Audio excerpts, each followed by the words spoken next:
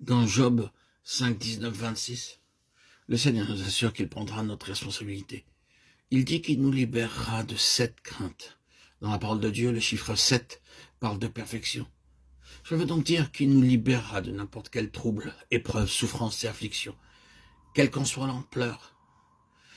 Il nous délivrera des peines et des souffrances. Il subviendra à nos besoins en temps de guerre ou de famine. Quand les enfants de Dieu remercient Dieu pour leur nourriture, ils remarquent que même la nourriture la plus ordinaire devient succulente. Quand le Seigneur Jésus-Christ a nourri la multitude, il ne l'a pas nourri avec des aliments particulièrement riches. Il a employé des pains d'orge. C'est la nourriture du pauvre. Les gens consomment de l'orge en temps de grande famine. Sinon, ils utilisent du blé, du riz et d'autres céréales. J'ai mangé toutes sortes de pains, nous dit frère Baxing, sauf du pain d'orge. Je n'ai jamais vu du pain d'orge, mais j'ai entendu dire qu'il n'a pas bon goût. Le Seigneur Jésus-Christ a choisi le pain d'orge et il l'a multiplié. Lorsqu'il l'a ainsi béni, il devint succulent.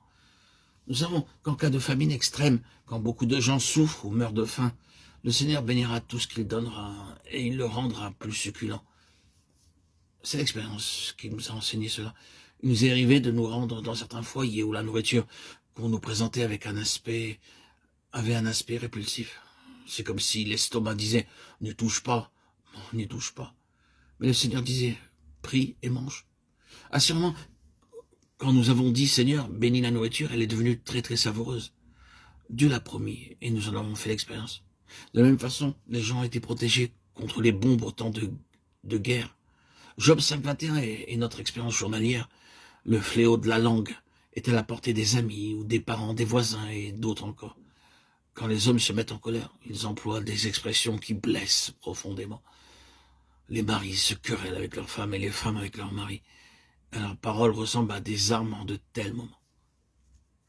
Mais le Seigneur nous promet sa protection contre le fléau de la langue de la part des membres de notre parenté et de nos amis lorsqu'ils emploient des mots cruels pour blesser nos sentiments.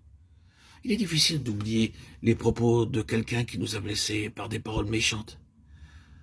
Mais le Seigneur emploie le baume de Galaad pour guérir ses blessures. Il a pris la responsabilité de nous libérer de tous ces dangers. Le Seigneur nous dit « Je vais t'aider, car je t'ai créé. Tu es ma propriété, ma possession.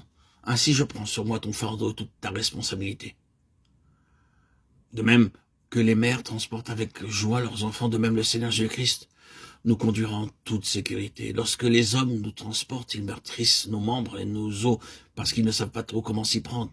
Ils nous manipulent rudement, bien que leur intention soit sans doute très bonne. Et nous nous sentons ainsi mal à l'aise. Mais le Seigneur dit, je vais vous transporter, je vous mettrai autant à l'aise que possible et je vous libérerai de toute épreuve. Jusqu'à votre vieillesse, je serai le même. Jusqu'à votre vieillesse, je vous soutiendrai. Je l'ai fait. Et je vais encore vous porter, vous soutenir et vous sauver. Ésaïe 46, 4.